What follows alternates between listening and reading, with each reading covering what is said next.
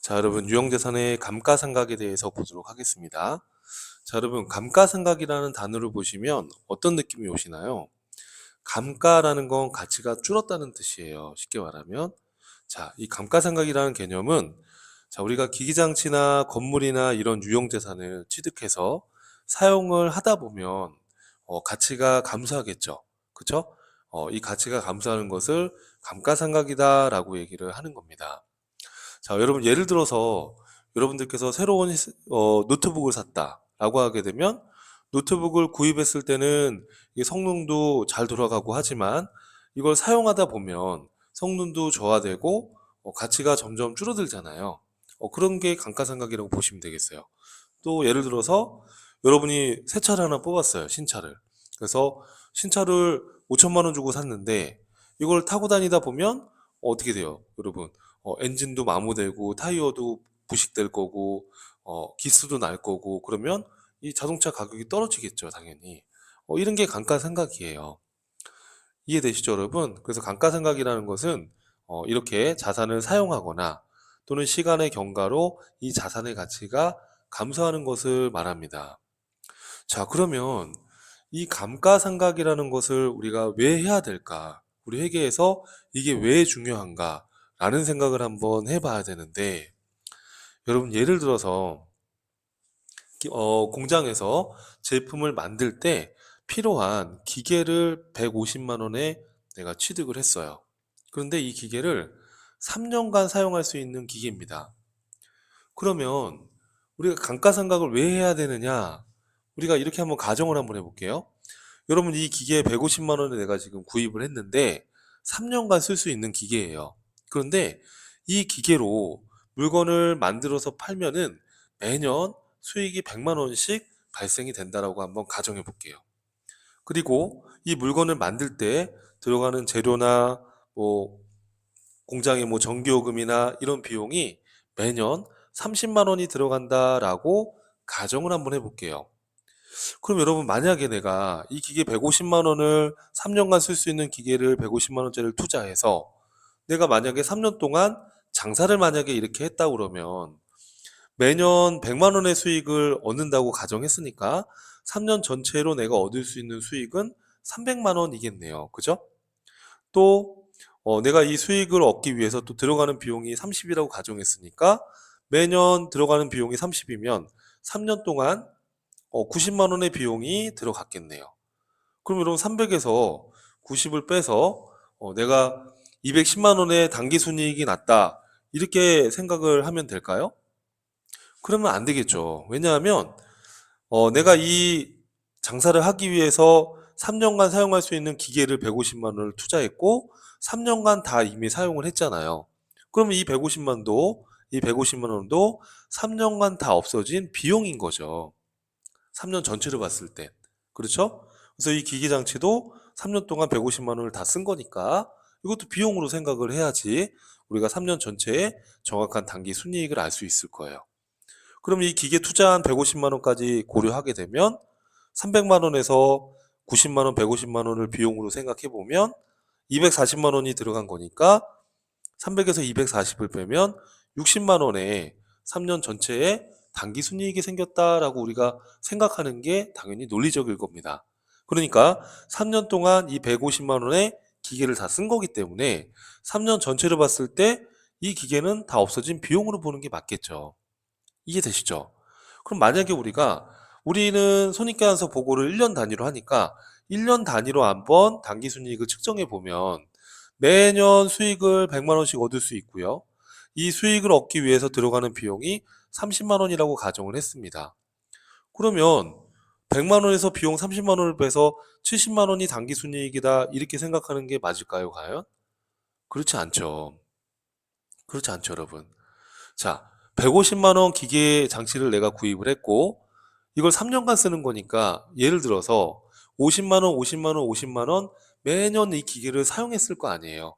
그 수익을 얻기 위해서 기계를 사용해서 물건을 만들어서 팔아서 매년 100만 원의 수익을 벌어들인 거니까 이 기계 장치 매년 사용한 이 기계 장치의 감가상각 비용을 우리가 비용으로 고려를 하는 게 맞겠죠. 그럼 예를 들어서 그냥 가정을 150만 원을 3년간 쓴다고 했으니까 50만 원, 50만 원, 50만 원 이렇게 썼다고 가정하면 우리는 매년 이 50만 원씩 감가상각 비용을 손익계산서에 인식을 해야지만 매년 1년 단위의 정확한 당기순이익을 보고할 수가 있어요. 그럼 우리가 매년 20만 원의 당기순이익이 났다라고 우리가 생각하게 되면 3년 동안 매년 20만 원씩 해서 3년 전체에 60만 원의 이익이 났다. 이렇게 생각을 하는 게 맞는 얘기잖아요. 이해될까요, 여러분? 그렇기 때문에 우리가 매년 손익계산서를 보고할 때 정확한 당기순이익을 보고하기 위해서는 이 자산에 대한 가치감소분, 감가상각비를 고려해야지만 우리가 1년 단위의 정확한 당기순이익을 보고할 수 있다는 거예요. 이해되실까요? 그래서 반드시 우리는 회계장부에다가 이 자산의 가치감소분을 의미하는 감가상각비를 반드시 기록해 줘야 됩니다. 자, 그래서 우리가 감가상각 비용을 기록하는 이유는 자산을 구입한 시점에서는 아직 수익 창출에 아직 기여한 건 아니기 때문에 구입한 시점에서는 우선 기기장치라는 자산으로 인식이란 건 기록한다는 얘기예요. 장부에 기록을 했다가 기말 시점에서 이 자산을 이용해서 수익을 창출한 부분이 있으니까 이 자산을 사용한 부분에 대한 비용인 감가상각비를 인식함으로써 수익과 이 비용을 적절하게 대응시킬 수가 있다는 거예요. 이걸 우리가 수익비용 대응 원칙이라고 합니다. 이렇게 우리가 비용을 감가상각비를 인식하는 것이 유용한 성과 보고를 할 수 있다는 거예요. 유용한 회계 정보에 대한 정보를 알려줄 수 있다는 거죠. 이렇게 안 하고 그냥 기기장치를 구입했을 때 그냥 다 비용 이렇게 기록하게 되면 이 3년치 비용을 현금으로 지출한 시점에서 비용으로 기록하게 되는 거니까 수익 비용 대응을 시킬 수가 없게 되는 거죠. 그래서 감가상각을 하는 기본적인 이유는 우리가 자산을 구입했을 때는 아직 수익 창출에 기여한 건 아니기 때문에 자산으로 기록을 했다가 매년 이 자산을 사용해서 수익을 창출한 그 기간에 적절하게 이 자산의 원가를 감가상각비로 대응시키자라는 거예요. 이렇게 해야지만 우리는 1년 단위의 손익계산서에 적정한 당기 순이익을 보고할 수 있다는 것이죠. 이해되시죠, 여러분? 자, 그럼 다만 우리가 토지나 건설 중인 자산은 감가상각을 하지 않습니다. 왜냐하면 토지 같은 경우에는 이런 기계나 건물처럼 가치가 감소되는 그런 개념이 아니잖아요. 그죠? 땅이니까. 자, 그리고 건설 중인 자산은 왜 감가상각을 안 할까요? 건설 중인 자산은 아직 완성해서 이걸 사용하기 전이잖아요. 그러니까 짓고 있는 과정이니까 아직 사용하기 전이기 때문에 감가상각을 하지 않겠죠. 그래서 이제 완성해서 사용하는 시점부터 감가상각을 하게 되는 거죠. 자, 그럼 여러분 이렇게 감가상각을 해야 되는 이유에 대해서 여러분께 말씀을 드렸는데, 그러면 이러한 감가상각 비용을 매년 50만 원씩 기록을 한다고 했는데, 그럼 어떻게 장부에다가 회계 처리를 할 것인가에 대한 겁니다. 자, 여러분 회계 처리 방법은 크게 두 가지 방법이 있어요. 직접상각법과 간접상각법이라는 방법이 있습니다. 뭐 직접법, 간접법 이렇게 또 부르기도 하고요. 직접상각법, 간접상각법 이렇게 또 표현하기도 합니다. 직접상각법이라는 건 이제 어떤 개념이냐면, 자, 기기장치 3년간 사용할 수 있는 기계를 150만 원을 현금 주고 샀죠. 그러면 구입 시점에서는 우선은 아직 사용하기 전이니까 우선 자산 3년 동안 미래에 내가 쓸 수 있는 자산으로 인식을 하는 거예요. 그래서 기기장치라는 자산의 증가로 기록을 하는 거죠. 그리고 예를 들어서 그냥 가정을 이 150만 원의 기기장치를 매년 50만 원씩 감가상각비로 사용했다라고 가정을 한번 해볼게요. 이 150만 원의 기기장치를 50만 원씩 3년간 감가상각비로 사용했다라고 가정해 볼게요. 그러면 1월 1일 날 기기장치를 150만 원에 취득을 했습니다. 12월 31일 날 50만 원의 감가상각이 됐대요. 그럼 어떻게 해야 돼요, 여러분? 기기장치라는 자산이 감소하고 이 비용을 뭐라고 했죠? 그렇죠. 감가상각비라는 비용으로 기록해 주는 거예요. 그러니까 감가상각비라는 거는 비용이죠, 비용. 그죠? 비용 계정 과목이에요. 자, 그리고 자산을 사용했으니까 기기장치라는 자산이 감소한 거잖아요. 이해될까요, 여러분? 자, 이렇게 해서 매년 말 감가상각비 해당 자산을 직접 제거해 주는 거예요. 가치가 감소한 것만큼. 이런 회계 처리 방법이 바로 직접 상각법이 되는 겁니다. 이해될까요? 자, 근데 여러분 이렇게 직접 상각법으로 감가상각 비용을 기록하게 되면 우리가 이 부분적인 재무 상태표를 봤을 때, 자, 자산, 부채, 자본을 나타내는 재무 상태표를 우리가 봤을 때 기계장치만 한번 생각해 보면, 자, 기계장치를 500만 원의 차변에 기록했다가 연말에 50만 원만큼 감소시켰잖아요. 그쵸? 그럼 기계장치는 얼마가 남아 있을까요, 잔액이? 100만 원만 남아 있겠죠. 이 감가상각 회계 처리를 한 후에 기말 시점에서의 이 기기장치의 남은 금액은 100만 원일 거 아닙니까? 그죠? 직접 이 기기장치를 감소시켰기 때문에 기기장치는 100만 원으로 기록이 되겠죠. 그렇죠? 근데 여러분, 이 재무상태표를, 이 회계 정보를 보는 정보 이용자 입장에서 여러분, 이 기기장치 100만 원이라고 지금 여기 되어 있는데 이 기기장치가 대체 얼마에 취득이 됐고 이 기기장치의 취득 원가는 얼마고 그동안 이 기기장치가 감가상각된 금액이 얼마인지를 이 숫자만 봐서는 알 수가 없습니다. 물론 이 분계 내역을 안다 그러면 이해하겠지만 정보 이용자는 이 결과 보고서만 보는 거니까요. 그렇기 때문에 이렇게 직접 상각을 하게 되면 얼마가 감가상각이 됐고 얼마에 취득을 했었는지 이 정보를 이 재무상태표에서 나타낼 수가 없습니다. 자, 그래서 우리가 감가상각에 대한 회계 처리를 할 때는 직접 상각법으로 하시면 안 되고 간접 상각법으로 회계 처리해 주셔야 돼요. 자, 이 똑같은 거래를 우리가 간접 상각법으로 회계 처리를 했다면 1월 1일 날 150만 원짜리 기계를 취득했을 때 기기장치라는 자산의 증가로 인식을 해주는 거예요. 그리고 50만 원어치 감가상각이 됐다라고 가정해 볼게요. 그럼 12월 31일 날 차변에 50만 원만큼 감가상각비라는 비용의 발생으로 인식을 해주는 겁니다. 자, 그리고 중요한 것은 대변에다가 기기장치를 직접 제거하는 것이 아니라 기기장치라는 자산이 감소가 됐다라는 계정을 따로 설정해서 관리하자는 거예요. 그 계정을 감가상각 누계액이라고 합니다. 자, 그럼 뭐라고 한다고요? 감가상각 누계액. 그럼 이 감가상각 누계액이라는 게 뭐냐? 이 감가상각 누계액은 해당 기계장치에서 차감되는 계정이다라는 거예요. 기계장치의 차감 계정이다 이렇게 얘기를 해요. 이 차감 계정이라고 표현을 하는 이유가 뭐냐 하면 사실은 이 50만 원만큼 기계장치가 감소한 거 맞죠. 근데 직접 기계장치 자산을 직접 감소시킨 게 아니라 기계장치가 감소됐다라는 것을 의미하는 계정을 설정해서 관리하자는 것 뿐이에요. 이거를 감가상각 누계액. 그러니까 자산이 감소한 건데 직접 기기장치를 감소시키지 않고 감가상각 누계액이라는 계정 과목으로 기기장치를 차감적으로 표시하자라는 거예요. 이런 식으로요.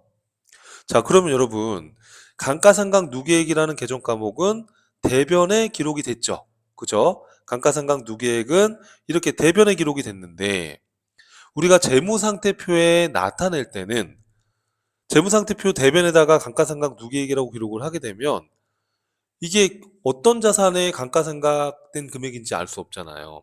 그래서 이 기기장치 바로 밑에다가 이 기기장치 바로 밑에다가 기기장치의 차감적 계정으로 표시를 해주는 거예요. 요 가로는 마이너스 표시입니다. 이렇게 해서 기록을 해주는 거예요. 자, 그러면 여러분 이렇게 감가상각 누계액으로 기록을 하게 되면 기기장치는 150으로 기록이 될 거 아니에요. 기기장치 50을 없애지 않았기 때문에 재무상태표에 기기장치는 취득원가 처음에 취득한 금액 150만 원으로 그대로 기록이 되고 그리고 기기장치가 가치가 감소됐다라는 감가상각 누계액이 기록이 된 거죠. 이 감가상각 누계액은 대변에 기록됐지만 기기장치의 감소를 나타내는 계정이니까 기기장치 바로 밑에다가 감가상각 누계액이라고 해서 이렇게 마이너스로 표시를 해주는 거예요. 이 가로는 마이너스 표시입니다. 그러면 이렇게 하게 되면 150만 원에 취득했는데 감가상각이 50만 원이 됐으니까 남아있는 장부 금액이 100만 원이구나 이렇게 알 수 있단 말이에요. 그죠? 이 100만 원을 우리가 뭐라고 하냐면 장부 금액이다 이렇게 표현해요. 취득원가에서 감가상각 누계액 뺀 이 100만 원을 장부 금액이다 이렇게 얘기를 하는 겁니다. 그럼 이렇게 간접 상각을 하게 되면 재무상태표 상에 이 자산의 최초의 취득원가가 얼마고 그동안 감가상각된 금액이 얼마인지를 각각 표시함으로써 정보 이용자에게 이 정보를 충분히 알려줄 수가 있다는 거예요. 그렇기 때문에 우리가 감가상각에 대한 회계 처리는 간접상각법에 의해서, 즉 감가상각 누계액을 설정해서 관리한다는 거를 꼭 여러분들이 이해를 하셔야 됩니다. 아시겠죠? 자, 그러면 감가상각이라는 걸 왜 해야 되고 감가상각에 대한 회계 처리 분계를 어떤 식으로 하는 건지 학습을 했습니다. 자, 그러면 우리가 마지막으로 볼 건 뭐냐면 이 감가상각에 대한 금액을 계산을 해야 되는데 이 계산을 어떻게 할 건지에 대한 이야기입니다. 이해되실까요? 자, 우리가 감가상각을 계산하기 위해서는 감가상각의 3요소가 필요해요. 자, 이 감가상각의 3요소는 뭐냐 하면 자, 감가상각을 계산하려면 자, 150만 원 중에 올해 50만 원이 감가상각 됐다 라고 계산을 하기 위해서는 얼마에 취득했고 또 몇 년간 사용할 수 있고 또 이걸 다 사용한 다음에 이 기계를 갖다가 팔면 고물값은 받을 수도 있잖아요. 그죠? 이렇게 남아있는 가치가 얼마인지 잔존 가치가 얼마인지 이러한 정보를 가지고서 이 사용하는 연수 동안에 매년 얼마씩 감가상각을 해야 될지 다양한 계산 방법을 규정하고 있다는 거예요. 회계 이론에서. 이해될까요? 그래서 취득원가, 내용연수, 잔존가치 이걸 감가상각의 3요소다라고 하는 거예요. 쉽게 그냥 생각하시면 취득원가는 이 자산을 취득한 금액이고요. 내용연수는 이걸 몇 년간 사용할 수 있을지를 추정한 연수라고 보시면 되겠고요. 잔존가치는 이걸 다 사용한 다음에 남아있는 가치에 대해서 추정을 해보는 거예요. 자, 이해되시죠, 여러분? 그러면 이 세 가지의 요소를 가지고서 우리가 매년 감가상각 비용을 우리가 기록을 해야 되는데 이때 감가상각을 계산하는 방법은 다양한 방법이 있습니다. 그 방법이 어떤 방법이 있냐면 정액법, 정률법 이런 다양한 방법을 정해놨습니다. 자, 그럼 여러분 예를 들어서 제가 한번 가정을 한번 해볼게요. 자, 그럼 예를 들어서 기계를 1월 1일 날 기초에 취득을 했는데 100만 원에 취득을 했고요. 이 기기장치의 예상 사용 연수는 3년이에요. 내용 연수는 3년이고 3년간 쓸 수 있을 것 같아요. 그리고 3년간 다 쓴 다음에 이걸 갖다가 팔면은 고물값으로 내가 10만 원의 가치가 남아 있을 것 같아요. 이해되시죠? 여러분 이 내용 연수랑 잔존 가치는 실제 그런 것이 아니라 추정을 하는 거예요. 그러니까 우리 회계는 추정 없이는 회계 정보를 만들 수가 없어요. 근데 이 추정을 함으로써 더 유용한 회계 정보를 제공해 줄 수 있다는 것입니다. 그래서 이런 내용 연수나 잔존 가치는 추정에 의한 거라는 거예요. 자, 실제로 여러분 이 기계를 3년 쓰고 버리지 않을 수도 있잖아요. 더 오래 쓸 수도 있는 거잖아요. 그러니까 이게 실제 사용 연수가 아니죠. 그죠? 회계상으로 이 자산의 원가를 매년 적정하게 감가상각비로 비용화하기 위해서 회계상의 어떤 연수를 의미하는 거죠. 실제로 더 사용할 수도 있고요. 그죠? 이건 추정에 의한 겁니다. 그럼 어찌되었든 간에 기계를 100만 원에 취득을 했고 3년간 사용할 것으로 추정이 되고 남아있는 가치를 10만 원으로 추정했다면 자, 이거 어떻게 매년 우리가 감가상각비를 계산할 것인가 라고 했을 때 정액법이라는 방법은 매년 동일하게 감가상각비를 계산하는 거예요. 여러분 그러면 이거 지금 제가 요 예를 든 거 가장 단순하게 생각하면 어떻게 하면 되겠어요? 이런 거 저런 거 그냥 모르더라도 그냥 가장 단순하게 100만 원에 샀고 3년간 쓸 것 같고 3년간 다 쓴 다음에 남아있는 가치가 10만 원일 거다라고 추정이 된다면 결국에는 100만 원에서 10만 원 남아있는 잔존 가치를 빼면 90만 원을 3년간 쓰는 거죠. 그럼 90만 원 나누기 3년 하면 매년 30만 원씩 우리가 감가상각을 하자라는 거예요. 이해될까요? 이게 바로 정액법이에요. 정액. 같은 금액으로 매년 균등하게 동일하게 상각을 하자라는 것입니다. 그래서 우리 실무적으로는 이런 건물이나 이런 특허권이나 저작권과 같은 이런 무형자산들 있죠. 무형자산도 여러분 뒤에 가서 배우겠지만 어, 감가상각을 합니다. 그래서 이런 건물이나 이런 특허권이나 이런 무형자산은 일반적으로 정액법으로 계산을 합니다. 균등하게 상각을 한다라는 거예요. 자, 그럼 정액법의 계산식은 자, 요 100만 원 취득원가에서 잔존가치 10만 원을 빼요. 그러면 이 감가상각해야 될 대상 금액을 내역연수로 나누는 거예요. 자, 그럼 우리가 계산 근거를 한번 살펴보면 자, 매년 우리가 1월 1일 기초에 기계를 샀다 그러면은 12월 31일 1차 년도 말에 어떻게 하겠어요? 취득원가에서 잔존가치를 빼서 내역연수로 나누는 거예요. 3분의 1 한 거나 뭐 나누기 3한 거나 같은 거니까.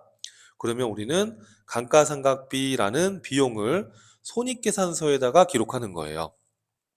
자, 여러분 요 감가상각비는 손익계산서의 비용으로 기록되는 거고요. 감가상각 누계액은 재무상태표에 해당 자산의 차감 계정으로 요게 누계액이 표시되는 건데 이 누계액은 누적돼서 나타나는 거예요.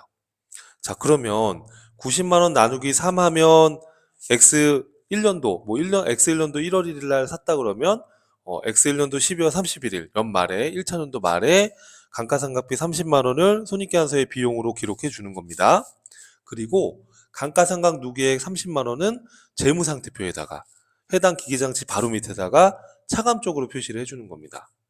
그럼 2차 년도 말에는 어떻게 할까요? 똑같겠죠. 90만 원 나누기 3 하면 똑같이 2차 년도 말에 차변의 감가상각비 30만 원, 대변의 감가상각 누계액 30만 원 그렇게 기록을 해주면 감가상각 누계액은 누적돼서 나타나는 거예요. 그러면 1차 년도에 30이 있었으니까 30만 원의 감가상각비를 더 누계액에 추가하면 재무상태표에 누적된 감가상각 누계액은 60만 원으로 2차 년도 말에는 재무상태표에 표시가 되는 거예요. 3차 년도 말에는 또 어떻게 돼요? 감가상각비 30만 원 비용 처리됐겠죠? 그러면 감가상각비 30, 감가상각 누계액 30이라고 기록해주면 손익계산서는 1년 단위로 비용이 보고되는 거니까 3차 년도 말에는 3차 년도에는 30만 원만 손익계산서가 비용이 보고가 되는 거고 재무상태표의 감가상각 누계액은 2차 년도 말까지 누계액이 60만 원이 있었는데 감가상각비 30, 감가상각 누계액 30으로 해서 누계액이 30만 원이 더 들어갔으니까 누계액은 90으로 보고가 되는 거예요. 3차 년도 말에는. 그래서 헷갈리시면 안 되는 게 감가상각비는 매년 1년치 감가상각 비용이 보고되는 거고 감가상각 누계액은 재무상태표에 매년 누적돼 나가는 거예요. 1차 년도 말에는 30, 2차 년도 말에는 60, 3차 년도 말에는 90 이렇게 이해될까요, 여러분? 자, 근데 여러분 이렇게 정액법으로 만약에 하게 되면 매년 감가상각 금액이 30만 원씩이다라고 우리가 보고가 될 건데 근데 어떻게 기기장치가 딱딱 30만 원씩 가치가 줄 거냐라는 거예요.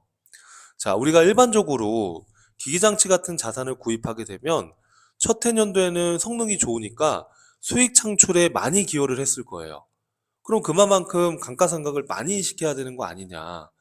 그리고 점차적으로 기계가 쇠퇴해 가면서 수익 창출의 기여도가 점차 주니까 감가상각 금액을 처음에 많이 인식했다가 점점 감가상각 금액을 적게 인식하는 게 맞지 않겠냐 라고 생각해서 만든 방법이 정률법이에요. 그래서 첫 해에 수익 창출이 많이 기여했을 것이기 때문에 첫 해년도에 감가상각 부위를 많이 인식을 하고 점차적으로 감가상각비를 줄여나가는 방식 이렇게 하자는 게 정률법이에요. 어떻게 보면 그냥 무식하게 30만 원씩 똑같이 감가상각 비용을 인식하는 것보다 수익 비용 대응 관점에서 첫 해에 수익을 많이 창출했을 때 감가상각을 많이 인식하는 것이 수익 비용 대응 관점에서 보다 더 충실하다라는 거죠. 그래서 우리 실무에서는 뭐 기계나 차량이나 이런 것들은 일반적으로 꼭 그렇게 해야 되는 건 아니지만 일반적으로 정률법으로 생각을 하고 건물 같은 경우에는 그냥 정액법으로 하는 경우가 대부분이에요. 자, 그럼 정률법은 어떻게 계산하는 거냐? 자, 정률법은 취득원가에서 잔존가치를 빼지 않고요. 감가상각 누계액을 빼요. 그리고 우리가 정률이라는 상각 비율을 곱하게 되는 거예요. 자, 여러분 이때 이 정률을 계산할 때 이 정률 안에 잔존 가치가 이 안에 포함되어 있어요. 그래서 잔존 가치를 빼지 않고 감가상각 누계액을 뺀다는 거예요. 정률법은. 자, 여러분 이때 이 정률이라는 삼각 비율을 계산하는 식을 만들어 놨는데 어떻게 하냐면 요 취득원가 중에 잔존 가치가 차지하는 이 비율을 요 루트로 씌워 가지고 요 n이라는 거는 감가상각 횟수를 말해요. 그래서 이렇게 하면 이게 남아있는 가치니까 1 마이너스 남아있는 가치니까 요건 이제 삼각된 비율을 의미하는 건데 여러분 이런 식까지 외울 필요 전혀 없고요. 제가 이 식을 참고로 여기다 써드린 이유는 이 정률이라는 삼각률 안에 요 잔존 가치가 여기 안에 반영돼 있다는 거예요. 그러니까 이 삼각률 안에 이미 잔존 가치가 반영이 되어 있습니다. 그럼 이 정률이라는 삼각률은 시험 문제에서 이렇게 얼마다 라고 주어져요. 그래서 이 경우에 요 100만 원의 뭐 잔존 가치에서 여기 n에다가 3을 넣고 이렇게 계산을 해보면 요 숫자가 나오게 돼요. 그래서 이거는 우리가 계산하는 게 아니고 시험 문제에서 이걸 주어집니다. 그러니까 이런 거 계산하고 있으시면 안 돼요. 계산할 수도 없거니와. 그래서 이거는 문제에서 주어지니까 이걸 가정으로 하시면 되는 겁니다. 자, 하여튼간 어찌됐든 정률이 0.531이라고 가정해 봐요. 그러면 정률법을 하게 되면 감가상각비가 매년 어떻게 되는지 한번 보시죠. 자, 1차년도 말에 자, 취득원가에서 1차년도에는 취득한 해니까 감가상각 누계액은 없잖아요. 그죠? 그러면 요 감가상각 누계액은 없습니다. 여기에 0.531, 요 정률을 곱하면 감가상각비가 53만 1,000원이 되는 거죠. 그리고 재무상태표에는 감가상각 누계액이 53만 1,000원이 들어갈 겁니다. 그죠? 자, 2차년도 말에는 어떻게 할까요? 자, 취득원가 100만 원에서 자, 전년도의 감가상각 누계액을 이렇게 빼주는 거예요. 그리고 0.531을 하게 되면 24만 9,039원이 나옵니다. 그러면 이 1년치 감가상각 비용이 24만 9,039원이 2차년도에 손익계산서에 반영이 되고 비용으로 누계액은 어떻게 될까요? 그렇죠. 53만 1,000원에서 24만 9,039원을 더하면 78만 39원이 되게 돼요. 이게 이제 2차년도 말에 재무상태표의 누계액으로 보고가 되는 겁니다. 3차년도에는 어떻게 되겠어요? 취득원가에서 누계액 빼고 0.531 하게 되면 11만 9,961원이라고 했는데 이 숫자는 딱 안 떨어져요. 왜냐하면 이 상각률이 소수점이 있다 보니까 단수 차이가 발생하게 돼요. 그래서 마지막 차년도에는 그냥 이 감가상각비 총 90만 원이 될 수 있게 이 단수 차이를 조정해 주시면 됩니다. 그럼 감가상각 누계액은 마지막에 90만 원이 되겠죠. 자, 이렇게 해서 이제 하는 게 정율법이 되겠습니다. 자, 그러면 여러분, 이 정액법과 정률법의 행태를 한번 보면 간단하게 그래프로 자, 여기 감가상각비, 여기 기간이라고 보면 자, 정액법 같은 경우에는 1차년도에도 30만 원이고요. 2차년도에도 감가상각비가 30, 3차년도 감가상각비가 30. 매년 이러한 행태를 띠겠죠. 이해되실까요? 근데 어떻게 이게 매년 동일하냐? 첫 해년도에 수익 상출을 많이 했으니까 첫 해년도에 53만 1,000원. 그렇죠? 여기 보시면은 이만큼이 될 거고 첫 해년도에 그리고 2차년도에 24만 9,039원. 뭐 이 정도 오겠죠? 3차년도에 11만 9,961원. 이렇게 오겠죠? 이렇게 반비례적으로 되는 게 맞지 않겠냐? 이게 바로 정률법이 되는 거죠. 이해되실까요, 여러분? 자, 그럼 여러분 이게 정률법 같은 경우에는 이 상각률 구하는 공식이 복잡하니까 좀 편하게 할 수 없을까라고 해서 뭐 다양한 방법들을 만들었는데 연수합계법, 이중체감법, 생산량 비례법 이런 방법들이 있는데요. 저희 전산회계 2급에서는 이제 정액법하고 정률법이 주로 나오니까 이 두 가지 방법 위주로 공부를 하시고요. 나머지 것들은 간단하게 한번 보시면 될 것 같아요. 연수합계법이라는 거는 정률법과 비슷하게 첫해 감가상각비를 많이 인식하는 방법이에요. 근데 좀 계산을 좀 편리하게 한 건데 자, 연수합계법은 취득원가에서 잔존가치를 빼서 내역연수 합계분의 내역연수의 역순으로 생각을 하자는 거예요. 자, 어떻게 하는 거냐면 자, 우리 똑같아요. 다 내용. 취득원가 100에서 잔존가치 10만 원 빼고 내역연수가 3년이니까 자, 3년이면 어떻게 되는 거예요, 여러분? 3년이면 이렇게 하는 거예요. 분모에다가 1, 2, 3에서 내역연수의 합계 6 분의 첫 해년도에는 3, 그 다음 연도에는 2, 그 다음 연도에는 1 이렇게 해서 분자에다가 내역연수의 역순으로 상각을 하자라는 거예요. 그래서 여기 보시면은 첫 해년도에는 분모 6분의 3, 그 다음 연도에는 6분의 2, 그 다음 연도에는 6분의 1, 이렇게 내역연수의 역순으로 상각을 하자라는 게 연수합기법이에요. 이렇게 계산해 보시면은 첫 해년도에 45만 원, 그 다음 연도에 30만 원, 그 다음 연도에 15만 원, 이런 식으로 해서 정률법과 비슷하게 이렇게 반비례적으로 상각이 되는데, 이렇게 복잡한 공식을 쓰지 않더라도 이런 유사한 이렇게 상각을 할 수가 있다는 거예요. 정률법과 비슷하게. 이런 게 이제 연수합기법이에요. 이중체감법이라는 방법도 있는데요, 여러분. 요거는 이것도 이제 정률법처럼 첫 해년도에 감가상각비를 많이 인식하는 방법인데요. 이렇게 하는 거예요. 취득원가에서 감가상각 누계액을 빼고요. 우리가 정액법은 내역연수분의 1로 하잖아요. 그죠? 여기에다가 곱하기 2를 하는 거예요. 그래서 이거를 정액법상의 상각률에 곱하기 2를 했기 때문에 정액법의 배법이다, 이렇게 부르기도 합니다. 이런 걸 이중체감법이라고 하니까 이런 게 있다라는 거 정도 보시고요. 생산량 비례법이라는 방법도 있어요, 여러분. 자, 생산량 비례법이라는 것은 생산량에 비례해서 감가상각을 하자는 거예요. 예를 들어서 기계장치 같은 경우에는 생산을 많이 하면 많이 할수록 기계를 많이 돌린 거니까 상각을 많이 하는 게 맞잖아요. 그죠? 어떻게 보면 기계장치 같은 이런 자산은 이 생산량에 비례해서 하는 게 더 합리적일 수 있겠죠. 자, 그래서 취득원가에서 잔존가치를 빼서 이 기계로 총 생산할 수 있는 총 추정 생산량 분의 단기의 실제 생산한 수량에 비례해서 우리가 감가상각비를 하자라는 거예요. 이런 거를 생산량 비례법이다 라고 하는 겁니다. 그러니까 이 경우에는 이제 행태는 이렇겠죠. 생산을 많이 한 애는 감가상각비가 많이 인식될 거고, 생산을 적게 했다 그러면 또 감가상각비가 낮게 인식될 거니까 이건 뭐 들쑥날쑥하겠죠. 생산한 양에 따라서 이 감가상각을 인식하는 방법이니까. 그래서 기기장치 같은 경우에는 이렇게 생산량 비례법을 하는 것이 합리적이다라고 생각할 수 있을 거예요. 그렇죠? 자, 이렇게 해서 우리가 감가상각에 대한 어떤 필요성, 감가상각을 우리가 왜 장부에다가 감가상각 비용을 인식해야 되는지, 그리고 감가상각을 직접상각법으로 할 수도 있고 간접상각법으로 할 수도 있었는데, 우리 회계는 유형자산의 감가상각을 간접상각법으로 하고 있어요. 어떤 거였죠? 감가상각비, 감가상각 누계액으로 해당 자산에서 차감시키고 있다는 거.